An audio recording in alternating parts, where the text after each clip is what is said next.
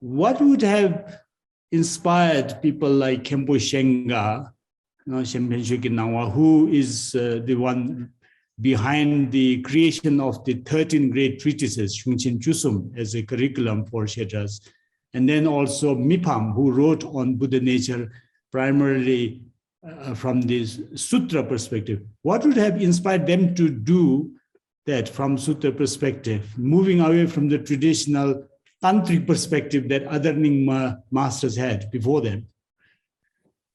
Any idea? I think I would just say because of two reasons. One reason was it was, kind of we had that, but we lost it in the time of Khenpo Chösum. Then it is very clear that the sutras were studied, and then even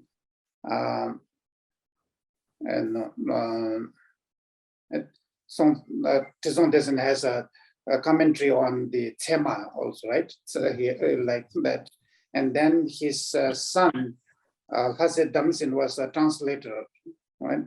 Hase Lotsawa. So in that way, it looks like both the sutras and tantras were studied in the very beginning. Not even emphasizing on the Tema, the logic. So that was how it looks like it started. But then afterwards, when because of the time when it declined, and then through the revival in the maybe around 11th century or so, then most of the teachings were based on, I would say, focusing mostly on the Dharma teachings, right? So most of the Dharma teachings, and of course we had the Karma and all this. And then so it was lost for some time, I think, because people were mostly focused on the practices of these Dharma teachings. And then maybe during the time of Shenga and Mipam Rinpoche, then maybe just in one sense was then when Tsongkhapa started Gelug tradition. And then they presented the sutra in a different way than how Nyingmapa would understand. And as we read in, Mipam Rinpoche's many of his writings saying that Shenla Tamchu Tangwa. So you don't have to be, how to say that, excited or stimulated by other philosophical presentation.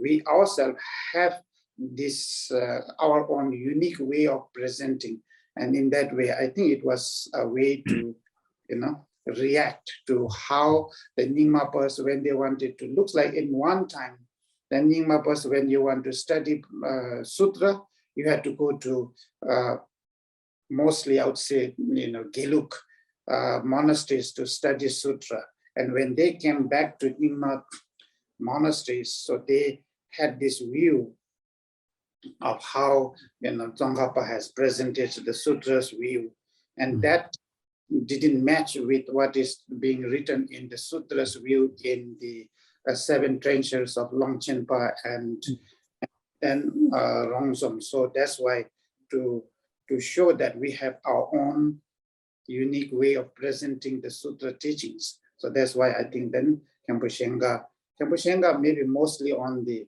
Indian writings, right? But Mipam mostly, clarifying the points of Longchenpa's tenet system.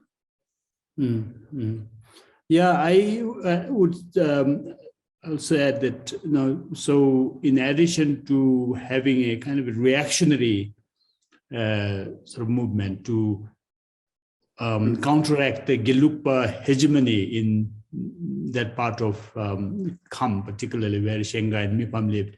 I think in addition to that, then, especially in the case of Shenga, there seemed to be also a push to go back to the originals, to not be bogged down by the local Tibetan interpretations that were very sort of spacious, very wordy, but instead to go back to the originals using Indian commentaries, and then through that approach a more remake sort of way of looking at texts without too much of sectarian interpretations.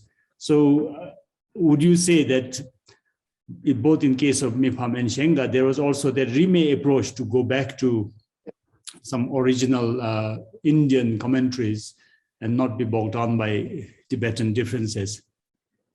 Yeah, that was definitely true. We can read in, especially in the writings of Mipam Rinpoche. So he refutes Tsongkhapa or any other masters, and in the he concludes most of the debates by saying that actually we'll end up in the same place. And he's maybe the one of the scholars who refutes Tsongkhapa, but says that ultimately the Tsongkhapa's view and Nyingmapa's view are same, not like other, others who refute Tsongkhapa saying that you went totally wrong. So okay, he presented that just to get an attention for the beginners, but ultimately our view are same. So maybe he's only that also representing a remake presentation. So that is how I see it.